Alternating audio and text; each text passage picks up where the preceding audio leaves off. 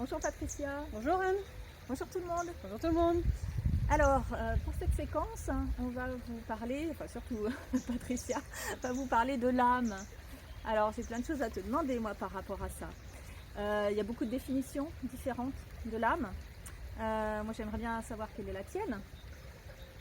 Ma définition de l'âme, c'est un peu comme la conscience, c'est une partie d'être dont la mission est l'âme, en fait, et d'être l'âme. Et la mission principale de l'âme, en fin de compte, c'est de faire comprendre à l'être dans lequel du coup, il est, comment, en fin de compte, les mots qui me viennent, c'est vraiment les balbutiements, en fin de compte, de comment communiquer avec soi-même. Et c'est vraiment le premier être, entre guillemets, avec qui on est en contact pour avancer sur le chemin de, donc du coup, âme, esprit, premier moi supérieur et puis tous les mois supérieurs qui sont dessus. C'est vraiment la première, c'est le premier, en fin de compte, je suis pas une grande fan de ce terme, mais de l'élévation dans les compréhensions qui permettent une expansion de l'être. D'accord. Donc tu as abordé là une question que j'avais moi sur le moi supérieur, parce que parfois j'ai l'impression qu'on confond l'âme et le moi supérieur ou la conscience supérieure. Vraiment... Alors, la conscience supérieure, moi ça me parle pas.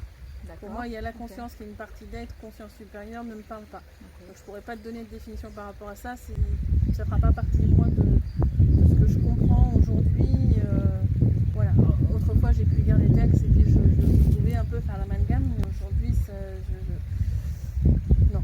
Après pour moi, il y a plusieurs moi supérieurs. Donc à partir de là, c'est pas un seul moi supérieur.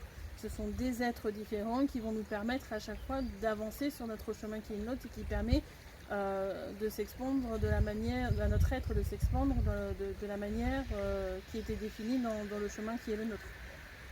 Et qui peut être calculé d'ailleurs au fur et à mesure. Je vais pas aller dans trop de complexité. Donc en fin de compte, c'est vraiment par contre du coup dans l'ordre que j'ai dit tout à l'heure, où c'est l'âme, l'esprit, le premier moi supérieur, le deuxième moi supérieur, etc. Ce qui ne veut pas dire que quand on est en contact avec le premier moi supérieur, on ne va pas être en contact en même temps avec l'âme. C'est-à-dire que ses missions à lui vont aussi évoluer. Mais là par contre, je vais pas en donner plus sur ses missions à ce niveau-là, parce que quand vous êtes revenu à parler avec votre premier moi supérieur, vous êtes normalement déjà assez apte de conscientiser vous-même les choses qui seront à conscientiser par rapport à l'âme, etc. Alors justement, si on peut parler avec nos moi supérieurs, est-ce qu'on peut communiquer avec notre âme? Mais bien sûr.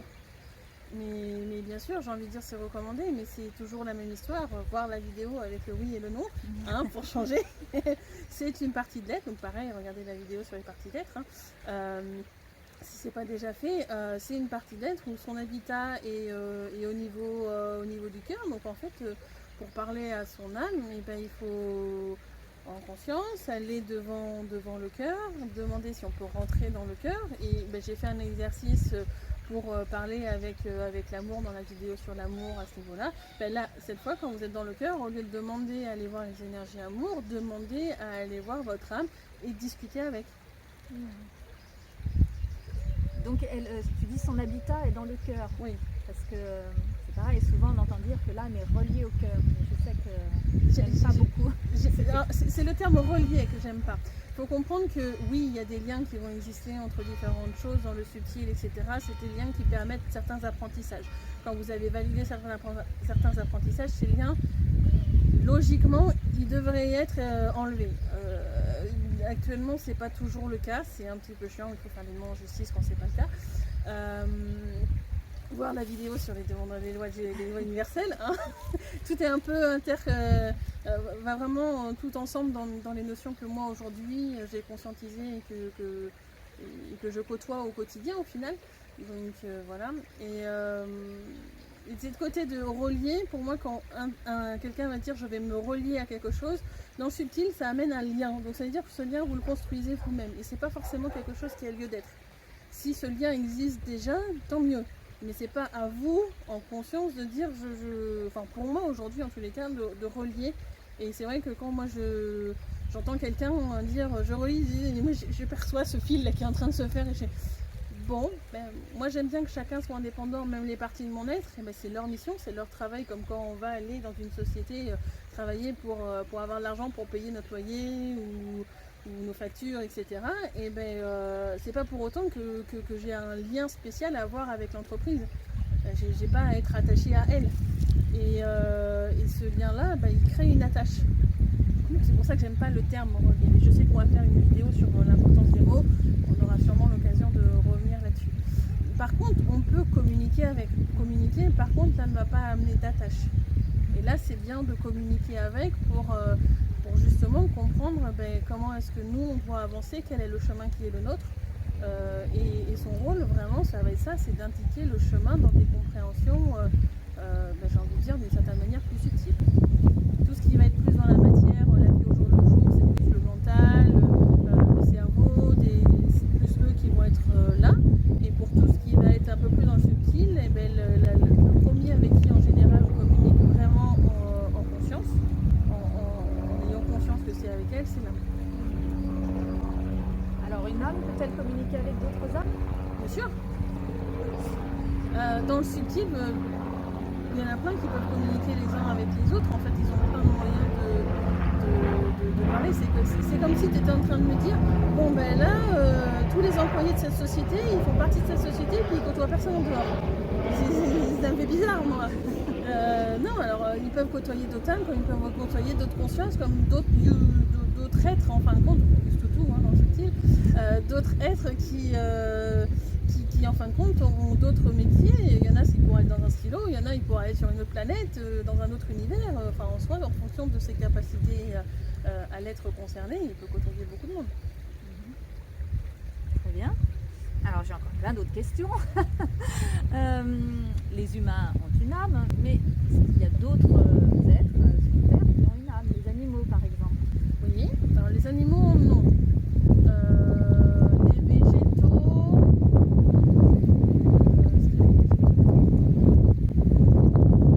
certains vieux âmes ont une âme, mais c'est pas si courant que ça. Tous ont une conscience, hein, Ouais. mais tous, a priori, alors je vérifie en même temps que je parle. A priori, tout le monde n'a pas forcément une âme. Ça va dépendre de leur chemin propre à eux. Dans les végétaux. Ouais. Les minéraux, est-ce qu'ils ont une âme? Je dirais oui. Après, en fait, c'est les parties d'être que eux ils ont. J'ai l'impression que j'ai pas le droit d'aller plus loin dans ce que je peux vous dire, donc voilà, je vais rester là. Mais ça dépend.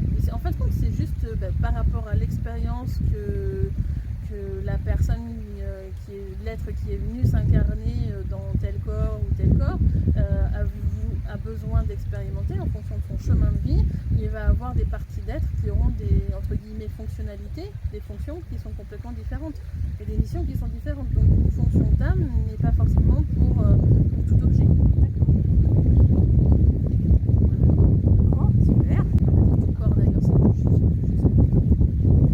Alors, on entend souvent parler des vieilles âmes. Est-ce qu'on peut dire qu'il y a des âmes qui sont plus jeunes? Ça marche? Oui, alors bien sûr. Après, je n'y mettrai pas la même notion de ce que moi j'entends dans la matière. Je m'en doutais.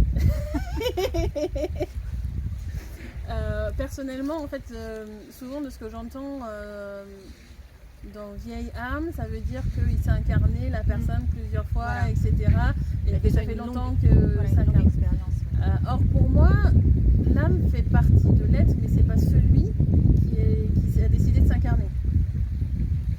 Pour moi, quand du coup je reprends le fil, on a l'âme, l'esprit, premier moi supérieur, deuxième moi supérieur, et puis en fonction de ce qu'il y a besoin, quelques mois supérieurs, avant d'arriver à ce que moi du coup j'ai appelé le moi haut. Et le moi haut, pour moi, c'est celui qui a décidé de s'incarner dans la matière.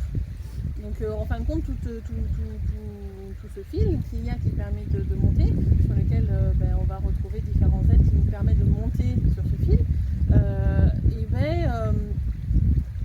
ça va nous relier à la personne, à l'être que l'on est, entièrement, dans le subtil. Il n'y a qu'une petite partie, une fraction de lui qui va venir en fin de compte s'incarner. J'ai envie de dire, c'est un peu, si je veux faire un parallèle, celui que j'aime bien utiliser pour expliquer, c'est un peu comme les jeux vidéo chez nous. On a un jeu vidéo, certains jeux de vidéo de simulation, etc., que ce soit construire des villes ou de villes courantes ou autres, et la vie des personnages va évoluer même si on n'est pas directement connecté en train de faire des actions aux personnages, etc. Et donc du coup, le personnage principal on aura l'avatar, que nous du coup on va dire tiens, il doit parler avec un tel, ou il doit construire ça, ou enfin voilà sa vie dans le jeu, et en fin de compte, d'une certaine manière, c'est une partie de nous, on expérimente quelque chose à travers le jeu, et du coup c'est une petite partie de nous qui réfléchit à comment faire évoluer ce personnage, etc. Et du coup c'est la petite partie du moi haut qui est venue décider d'expérimenter des choses en s'incarnant dans la matière. Comme il pourrait s'incarner sur d'autres plans. Hein. Cette petite partie, c'est ça que tu appelles l'âme? Non, que j'appelle l'être qui est en train de parler là actuellement. Mais l'âme, c'est une partie de mon être. D'accord. L'âme, c'est une partie de mon être. Donc c'est un autre être à part entière dont sa mission est de travailler dans mon être. Et pour moi, il y a une confusion qui se fait là-dedans. Tu vois, je la fais aussi, donc... Donc du coup, pour moi, c'est pas la même chose. Je pense qu'il y a une confusion dans le sens où... je la faisais il y a quelques années, hein. Moi j'ai avancé là-dedans. Hein. Pour certains, pour la plupart, ce que je vais dire sera peut-être pas encore forcément juste. Moi, c'est ma vérité à moi aujourd'hui. Mais... c'est vraiment, en fin de compte, l'âme est la première étape pour arriver justement à ce soi haut. Ok, bon. Alors, une question autour de la mission d'âme. Un thème très très très répandu dans les milieux spirituels. Alors, est-ce que l'âme a une mission? L'âme a une mission, celle de permettre d'avancer sur la compréhension de plein de choses. Moi, de ce que j'entends couramment, j'ai l'impression qu'il mélange la mission d'âme et la mission de vie. C'est vrai. L'être qui est venu s'incarner, il a envie, donc du coup pour moi c'est le moi haut, il a envie d'expérimenter quelque chose dans la matière. Et donc du coup, voir et d'expérimenter plusieurs choses. Et ça va être des missions de vie qui peuvent être amenées à évoluer au fur et à mesure que l'on avance dans la vie. Donc, donc en soi, pour moi c'est pas la même chose, quoi. C'est pas tel que c'est défini. Sa mission, c'est vraiment sa mission principale, parce qu'il y en a d'autres, c'est vraiment de permettre d'avancer dans ce cheminement, de se connecter donc du coup ensuite à son esprit, à son premier moi supérieur, etc. Donc ça, c'est une mission en fait partagée par toutes les âmes. La plupart du temps. Ok. J'ai pas le droit d'en dire plus. Voilà. Bon. Ok. Alors, une autre question liée à des choses qu'on entend et qu'on voit beaucoup.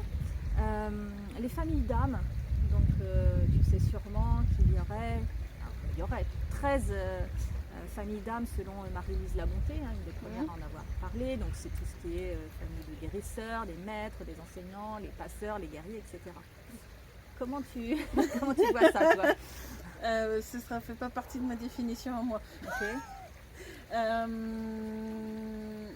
Moi, là, ce qu'elle me parle, je parlerais plus de rôle dans la matière, où du coup on a un rôle de guérisseur, on a un rôle de je sais plus ce que tu as dit, mais voilà, pour moi c'est plus différents rôles dans la matière, de choses qu'on vient expérimenter, qu'une famille d'âmes. Pour moi, vu que c'est un être à part entière dans le subtil, et dans le subtil, il a une papa, il a une maman, et donc du coup il a une famille.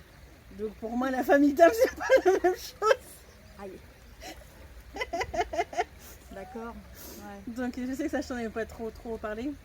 Très peu, mais pour moi oui, c'est comme je disais, pour moi un être dans le subtil, il a une vie très, très similaire à ce que nous on vit dans la matière, et il a un papa et une maman dans le subtil aussi, donc du coup pour moi sa famille c'est ça en fait, c'est pas quelque chose qui serait lié à un rôle en particulier. Ok, bon, on va essayer de digérer ça. C'est ma définition. Bon, on va terminer sur une dernière question si tu veux bien. Les blessures de l'âme aussi, qui sont un grand thème aussi du développement personnel, hein, depuis le livre de Lise Bourbeau, donc les 5 blessures qui empêchent d'être soi-même, hein, donc l'abandon, le rejet, l'injustice, l'humiliation pardon, et la trahison. Bon, moi ça m'a beaucoup aidé à un moment donné. Je pense que c'est toujours très utile à pas mal de personnes. Comment tu vois ça, toi? En fait, quand toi tu as dit tout à l'heure blessure de l'âme, j'étais en train de voir des blessures qui étaient en train d'être mises sur l'âme. C'est d'associer ces 2 termes ensemble, mais c'est comme si vous-même, moi de ce que je perçois là au moment présent, c'est comme si vous-même vous étiez en train de générer une blessure sur l'être qui s'appelle l'âme. Donc le pauvre ou la pauvre. C'est pas très gentil quoi. Qu'on ait à travailler sur des trahisons, sur d'autres choses, oui, certes. De là à dire que c'est des blessures de l'âme, non. En plus, d'une certaine manière, l'âme est juste là pour nous faire avancer. Pourquoi ce serait particulièrement à lui et pas à une autre partie de l'être, ou pour moi c'est plus par rapport à son cheminement à soi, donc plus aussi par rapport à son moi haut. Même si moi, dans l'évolution que j'ai eu à faire, il m'est arrivé de visiter des vies antérieures ou autres qui ne faisaient pas partie de l'expérience propre d'incarnation de mon moi haut, mais en fin de compte d'autres parties de mon être, qu'il a fallu que je conscientise pour libérer des choses, pour que ça se libère dans mon être. Mais c'est aussi un dialogue qu'on va avoir dans ce cas-là avec l'être, la partie d'être concernée, pour l'aider à lui aussi à conscientiser des choses. Et dans ce cas-là, c'est une collaboration pour épurer les choses, pour que dans l'être, on soit plus élevé. Au final, parce que quand nous, on a des choses à travailler sur nous, notamment des blessures que l'on peut avoir, que ce soit physique ou morale comme celle-ci, ou psychique, ça va générer soit des déchirures ou des trous dans l'être, dans l'aura, etc. Et à partir de là, c'est des failles dans lesquelles les attaques et tous les autres trucs pour rentrer. Donc forcément, dans l'évolution qu'un être a, s'il a conscientisé tout ça, c'est aussi pour pouvoir réparer tout ça. Et si un être dans notre être a aussi ses failles, d'une certaine manière, c'est un point d'accès à l'intérieur de notre être, parce que lui, il va travailler à l'intérieur de notre être. Donc c'est bien de travailler avec eux aussi pour les aider à comprendre certaines choses, et ça on le fait de manière extrêmement intuitive au final, et c'est au moment où on va conscientiser les choses, peut-être que ce sera la partie d'être. Mais moi je conscientise ça maintenant, alors que j'ai fait des conscientisations il y a longtemps. Il se trouve que c'était des parties d'être et c'était totalement normal. J'ai cru que ça faisait partie entièrement de moi, ce que j'avais vécu au fil de mes incarnations, et pas forcément au final. Mais c'est juste de le vivre quand même de cette manière-là. Ok.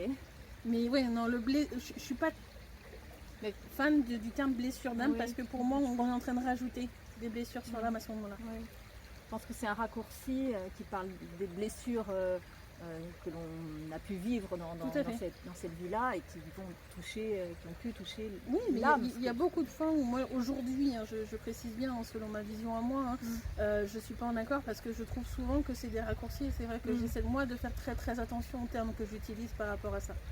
Comme tout à l'heure tu disais, se relier à l'âme, c'est encore pour moi une fois un raccourci en fin de compte, pour dire que il y a une connexion, oui, on peut discuter avec, mais en même temps, si c'est comme quand on utilise le terme reliance, des fois quand on est un peu canal pour communiquer ou autre, or un lien n'est pas la même chose qu'un canal dans le subtil, et en fait un canal a certaines particularités que le lien n'aura pas. Le lien, il va vraiment créer une attache que le canal non.